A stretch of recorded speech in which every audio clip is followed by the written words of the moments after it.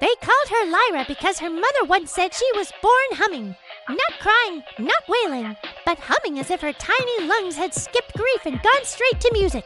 From the moment she could walk, Lyra found rhythm in everything. She tapped the table when it rained, hummed along with the wind, and listened so carefully to silence that it stopped feeling empty.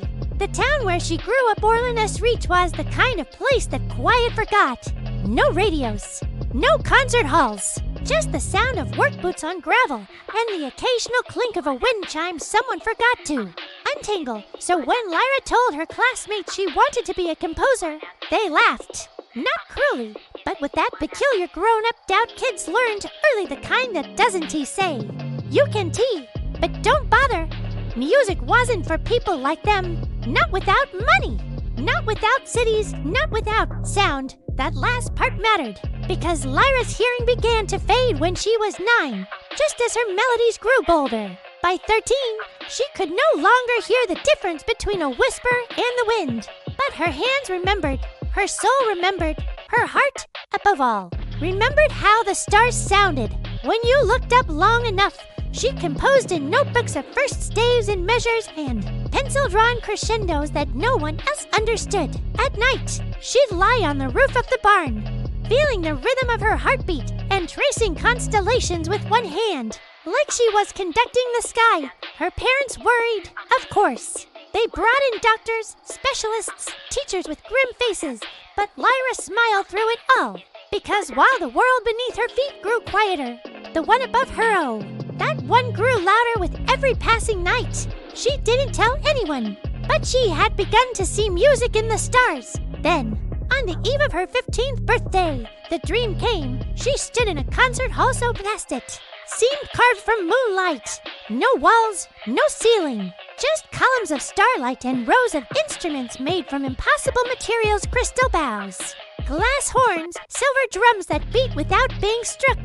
A shadow stepped forward, tall, cloaked in shimmering black, face hidden, voice deep and familiar. "You are ready," it said, "but only if you can give it away." She didn't know what it was, but when she awoke, her hands moved faster than thought, sketching a full orchestral piece she'd never imagined before, the Starlight Symphony. She called it, but no one would play it. Music teachers said it was too abstract, too complex, too emotional for someone so young. She submitted it to contests. Nothing. She sent it to composers. Silence. Even her town music board returned it unread, saying they didn't program fictional fantasies. For a time, Lyra almost stopped, but she couldn't. She felt it too clearly. She knew the stars were waiting. The twist arrived in the form of an envelope, no stamp, just her name, written in script like wind on water. Inside was a single card. Play it where the sky listens. At midnight, on the ridge. The ridge was where the town used to gather for festivals before the mine shut down. And the world grew smaller. It was quiet now, forgotten. But on the night of her 16th birthday, Lyra climbed there alone, bringing only her battered keyboard and her symphony. Now complete, the stars above pulsed brighter than usual, as if holding their breath. She placed her hands on the keys and began to play, not hearing the notes, but feeling them.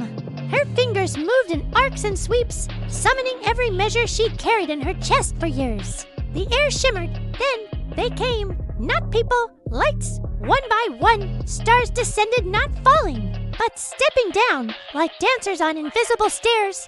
Each glowed in a different hue. They circled her, humming without sound, and as she reached the final chord, the stars themselves played it, bursting into radiant song, each light pulsing in harmony. It was music not made of sound, but of memory, emotion, truth. She felt her mother's lullaby. Her father's worry turned to pride. The laughter of friends, the ache of being misunderstood, the wonder of being truly seen. And in that moment, Lyra heard everything.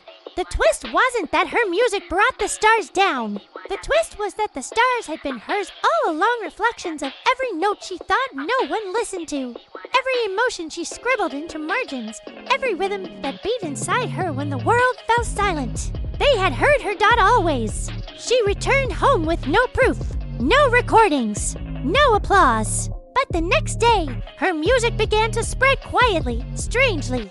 An orchestra in Vienna played a movement they couldn't explain. A violinist in Seoul posted a melody she said came to her in a dream. A pianist in Nairobi hummed a line she'd never written, but couldn't forget.